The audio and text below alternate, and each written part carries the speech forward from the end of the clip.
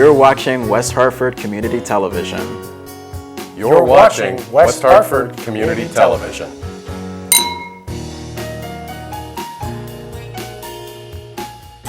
For the community, by the community.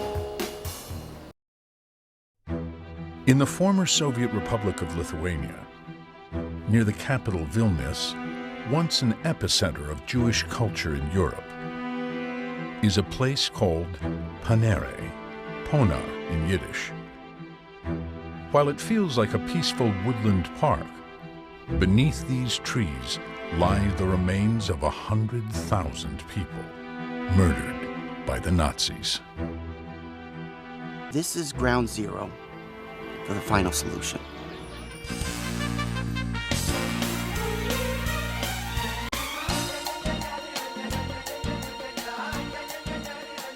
Hello and welcome to Shalom Hartford. I'm Pat Kazikoff, and today we're going to be speaking to Dr. Richard Freund, rabbi, archaeologist, professor, author, director of the Maurice Greenberg Center for Judaic Studies. That's quite a resume.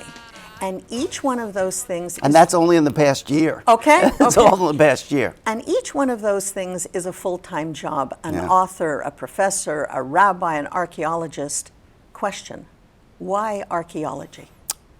Well, I think that archaeology is not what people think it is. They think it's about artifacts, it's about coins and jugs and walls. People think about the artifacts. But at the end of the day, archaeology is really about people and the people who use these artifacts, people who built these buildings. In the case of what we did this past summer in Lithuania, it's so much about people that really lived extraordinary lives nobody ever hears about. And that's the reason why I think that it captured the imagination of so many people, because they realized that these are real people who were placed in extraordinary circumstances and were able to do something very heroic. So yes, archaeology is not about the artifacts. How did you know about this tunnel? Because in 2004, they found the entrance. How did they find the entrance and not the tunnel? The problem is that Ponar, which is a forest about 10 miles outside of the city of Vilnius in Lithuania, was a very well-known burial pit used by the Nazis during the Holocaust to basically exterminate 100,000 people that were extraordinarily gruesome. And at the end of the war, I mean, the Nazis realized they were losing the war already in 1943 and already into 1944. They knew the Russians were coming.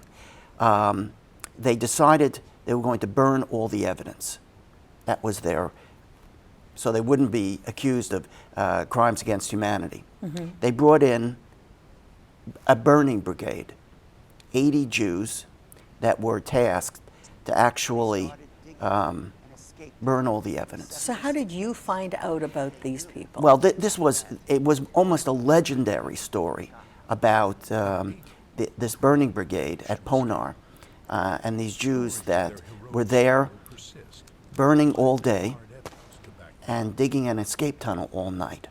There were 11 people who got out through the tunnel that actually survived the war, wrote testimonies, and everyone had always talked about this legendary tunnel. The question was, how could you find it in the midst of 100,000 burials? So how could you find it? Now, I asked the question before about in 2004 when they found the entrance. It doesn't, I'm having a hard time connecting. If you find an entrance to a tunnel, how do you not find the tunnel? Well, the problem was that they were all living in a pit, in a burial pit. All the people, all the burning brigade people were living in this burial pit. And what they did was they tunneled underneath the pit. And they had to tunnel basically through other areas of burials. So for an archaeologist today, it is nearly impossible to excavate in areas where there are burials. It's one of those big problems. Why is that? Is it a moral problem? Look, these are people who have already been victimized. We don't want to again victimize them by digging up their remains. Jews are very sensitive about it. Native Americans are very sensitive about it. There's many peoples throughout the world that just cannot stomach that these people have already been victimized. You're not allowed to victimize them again unless you have absolutely, positively something scientific or very important that you need to discover. Our great contribution to archaeology has been, we do non-invasive archaeology. That's a term that I think I coined it. Like non-invasive surgery. Non-invasive surgery. Since archaeology is the most destructive science on earth, every other science, when you do science, you can repeat the experiment again. In archaeology, once you touch an archaeological site and you move things, it's never going to be the same again. You can never repeat the experiment. So this non-invasive technology, I assume that you're referring to a ground-penetrating radar and electrical resistivity tomography. Ground-penetrating radar and electrical resistivity tomography are two techniques that are used in gas and oil exploration that I encountered about 25 years ago. And I thought that since gas and oil exploration, they never excavate for gas and oil unless they know it's there. And they always have to know what materials are below the surface. So in talking to geophysicists, I discovered that they can actually identify all the materials below the surface because the electricity that they shoot through the ground, that they don't have to excavate unless they know that the gas and oil is there and that they can get to it, that this tomography, like an MRI for the ground, can tell you what is below the surface, whether it's glass, whether it's metal, whether it's bones, whether it's stone, whether it's ceramic. It can tell you what's there, and then they come out with a sheet that is like a color-coded, so I can tell what's below the surface. So I've been doing this now for 20 years with a team of geophysicists, geoscientists, cartographers, and other archaeologists, and basically we go around to different countries where they have serious problems, where they cannot do traditional excavations, and I try to work with them to identify what's below the surface. So is this now standard operating procedure? Because it seems when I'm listening to you, it sounds the most logical, and it sounds like, why isn't, is everybody using this? No, nobody's using it. So why? The reason what is, are the reasoning behind the reason not is using very it? simple, is that this is a very, very, very, very, very expensive technology. And only gas and oil industry, private industry, can actually afford to buy the technology, to use the technology, to upgrade the technology regularly. So I forged a partnership with this gas and oil company in Canada, one of the largest in the world, Worley Parsons. I have to give them a shout out.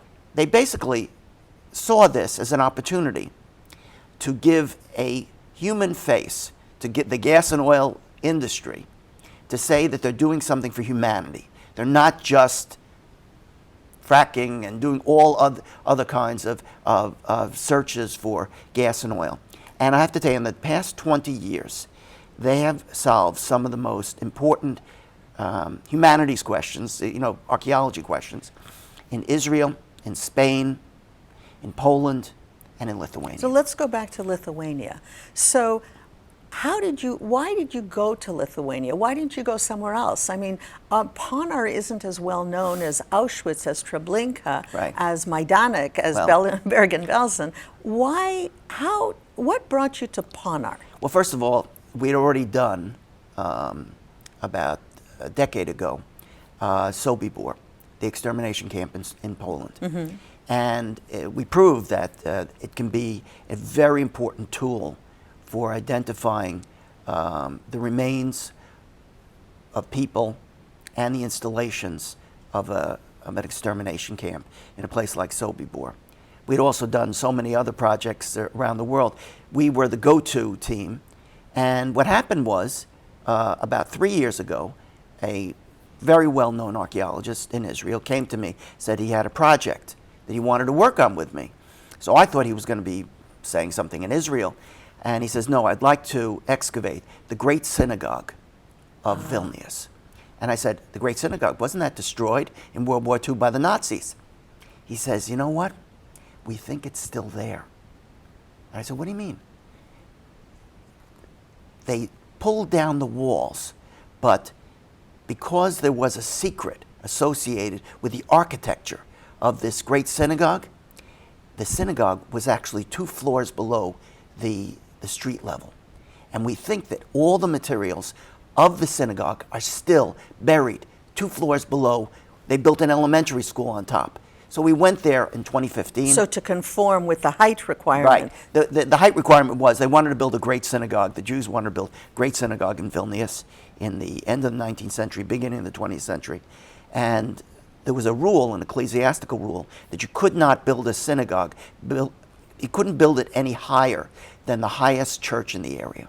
So the Jews decided they were going to build down, so that when you came into the synagogue, you went 2 flights down, and then when you looked up, you could see this massive, massive synagogue. They figured it out. Yeah, and because of that, when the Nazis did destroy the synagogue, and it was demolished by the Soviets after the Second World War, everything was not dug out.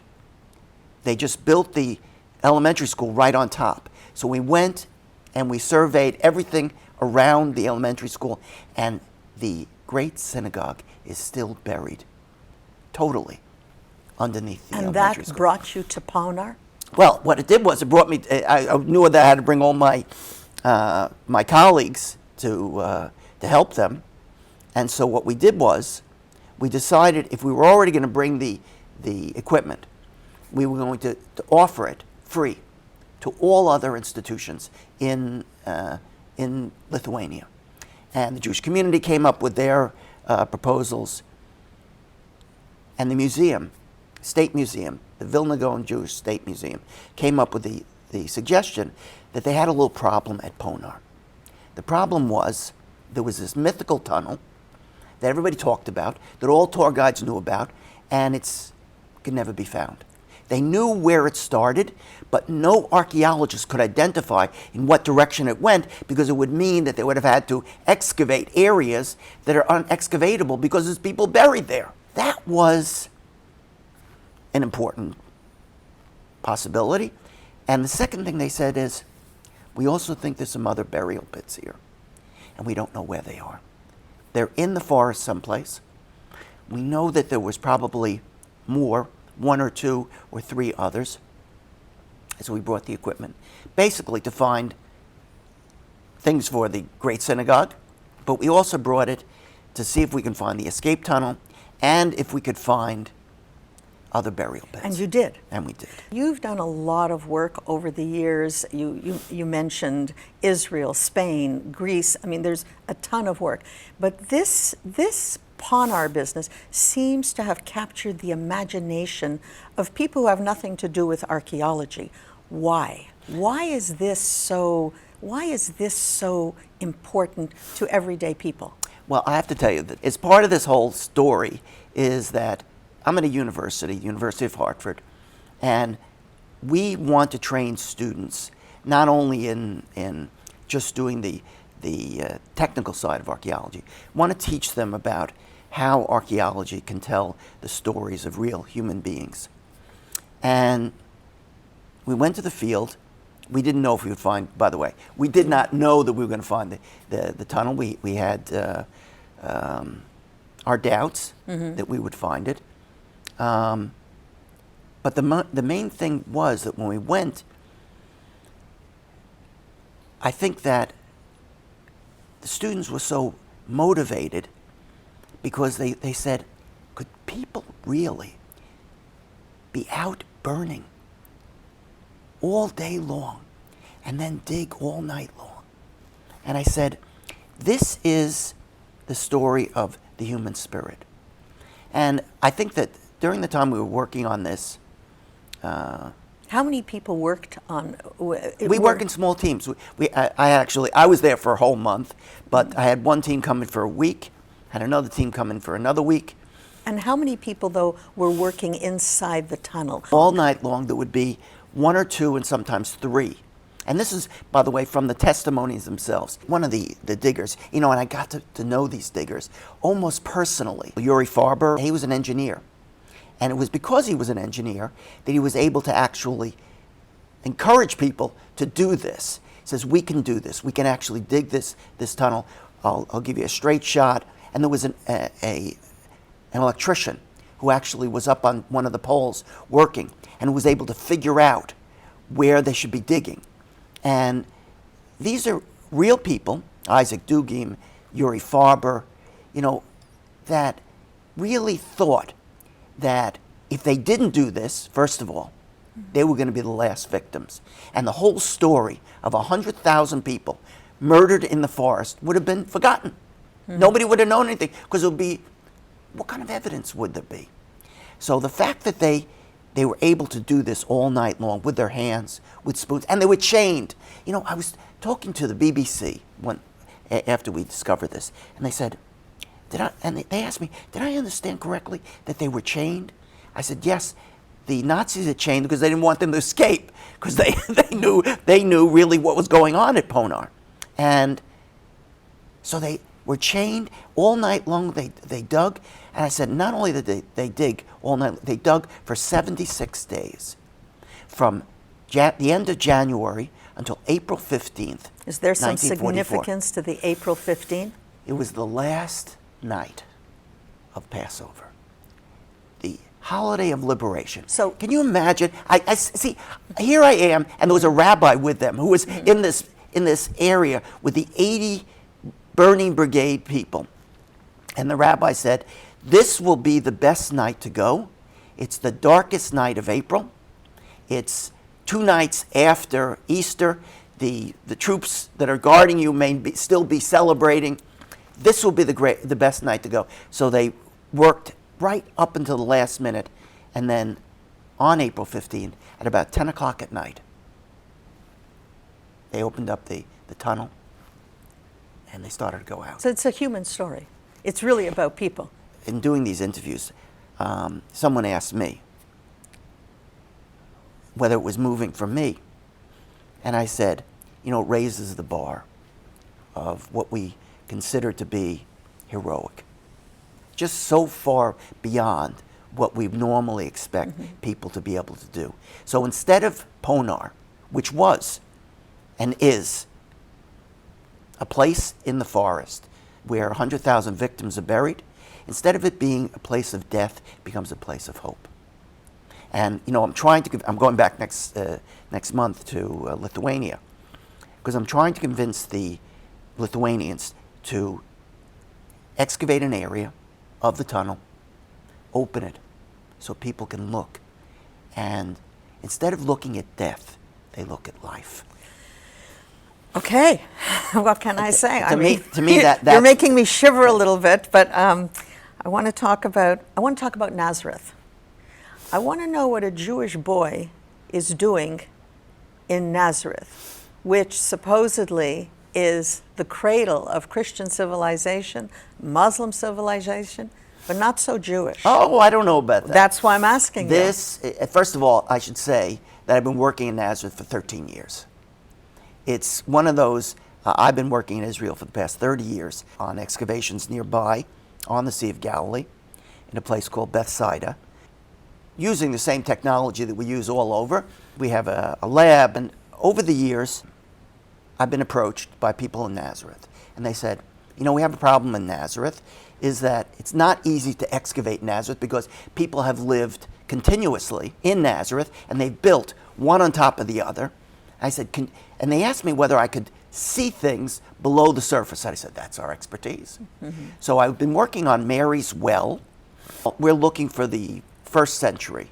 People want to know about the 1st century in Nazareth. I should tell you that there's a huge controversy. There is very, very little that one can see of 1st century Nazareth, because something has been built right on top on each level.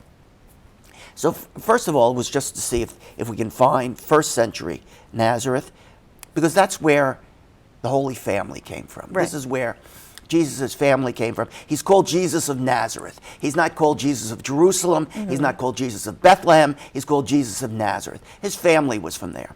So the whole question was, can we find evidence from the first century of a village like Nazareth? Because it would have been a nice Jewish village.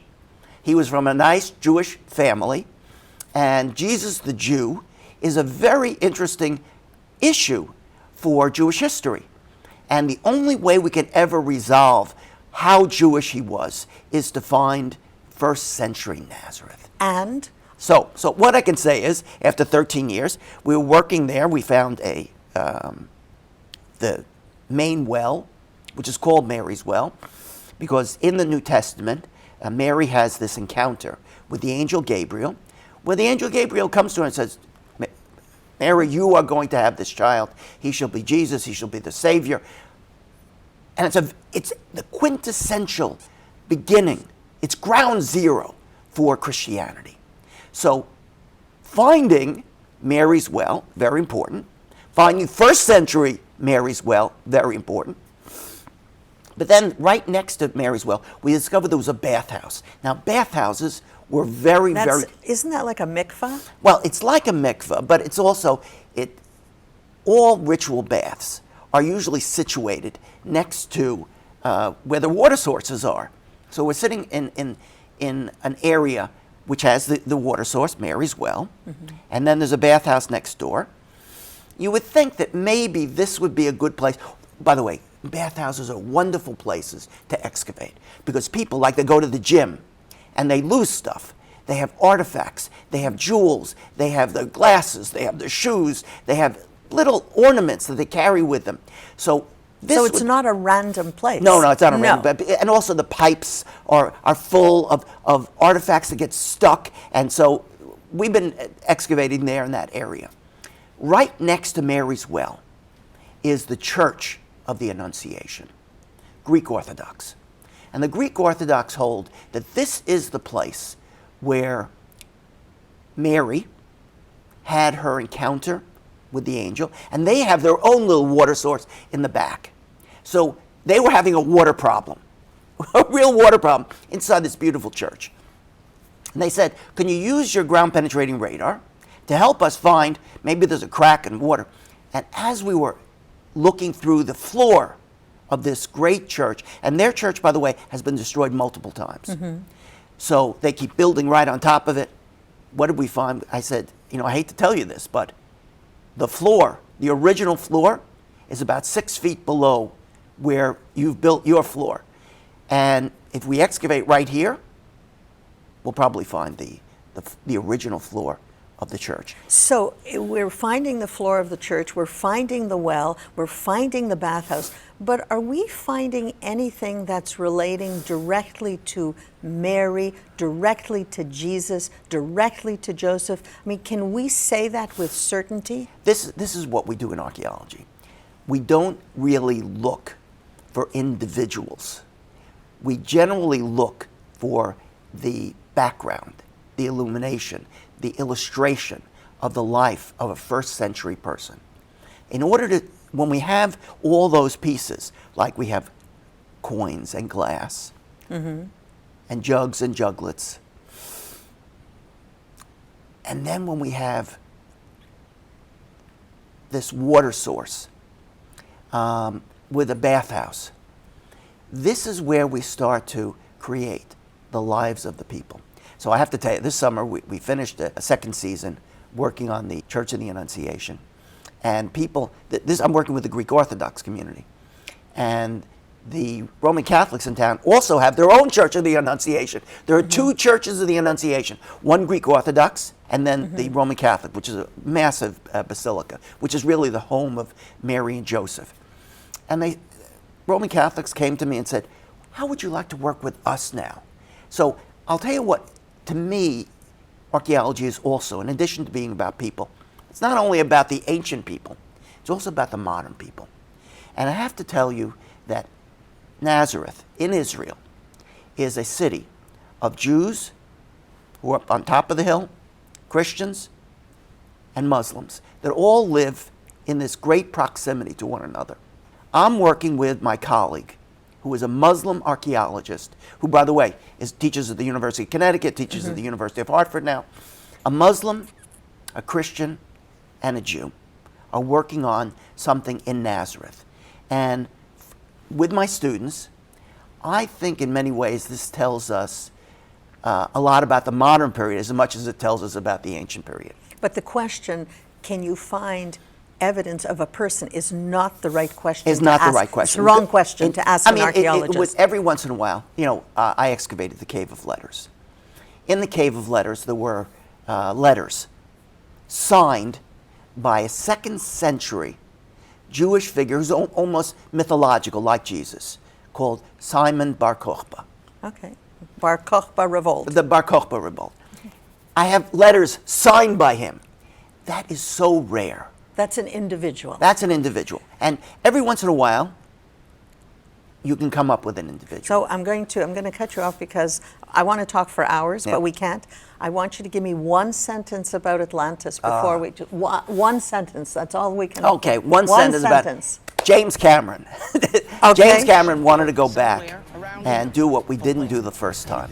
And I have to say, National Geographic, that did this Finding Atlantis, very important documentary, did in 2009, 2010. They wanted to go back because we didn't provide enough of the artifacts that we supposed were there, but they were located in areas was so difficult to get. National Geographic's in December, and Nova filmed our Lithuanian archaeology that will be on in April of 2017, and the 2 documentaries will have previews, sneak previews at the University of Hartford. So December 5th, we will have a wonderful event at the university. People should look for it on the website of the university, where they can come and they can hear about National Geographic's 2-hour special. I'm going to reveal then. We also have an app, a free app that they can get on Atlantis from Archaeology Quest, a new enterprise that we've pioneered. And then in April, they can come to the university for a sneak preview of the Nova documentary. So you've heard it here. We're talking in April and we're talking in December. Keep your eyes peeled, West Hartford, Greater Hartford, because this is world-class archaeology. Thank you very much, Dr. Richard Everything Freund. from satellite photography to ground-penetrating radar to underwater archaeology in a passionate bid to find the sunken city.